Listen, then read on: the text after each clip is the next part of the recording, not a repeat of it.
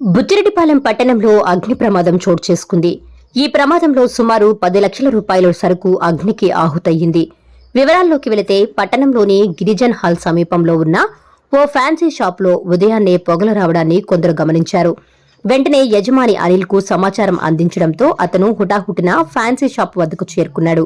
తలుపులు తెరిచి చూసేసరికి షార్ట్ సర్క్యూట్ కారణంతో ప్లాస్టిక్ సామాన్లు, పలు ఫ్యాన్సీ ఐటమ్స్ పూర్తిగా అగ్నికి ఆహుతయ్యాయి. దీంతో సుమారు 10 లక్షల రూపాయలు నష్టం తనకు వాటిల్లిందని బాధితుడు వాపోయాడు. ప్రభుత్వం స్పందించి సహాయం చేయాలని వారు కోరారు.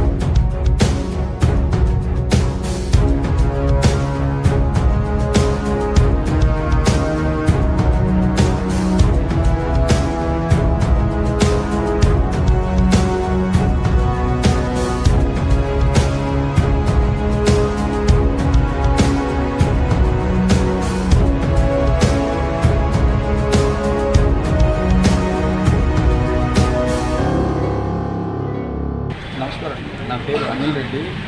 Bhagasri shopping mall Mamata hospital దగ్గర 10 రూపాయల షాప్ పెట్టుకున్నాను. 10 ఏళ్ళుగా ఉన్నానండి. రోజులాగే రాత్రి కూడా షాప్ మూసుకొని వెళ్ళాము, కానీ ఉదయాన్నే ఇంకా షాప్ కూడా రాలేదు. పక్కన వాళ్ళు ఫోన్ చేశాడు, నాన్న ఏదో మంటల పొగ వస్తుంది, ఒకసారి రా అని.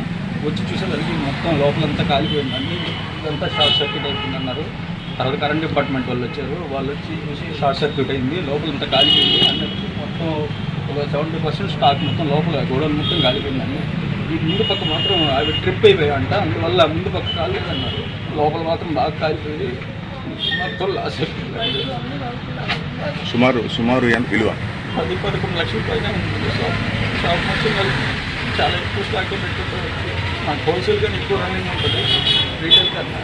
కానీ మొత్తం కూడా కాలిపోయి పెట్టులు అన్నీ కూడా కాలిపోయాయి. మీరు చూస్తున్నారు. అట్లే మాకు ఏదైనా సాయం గవర్నమెంట్ ఆఫీస్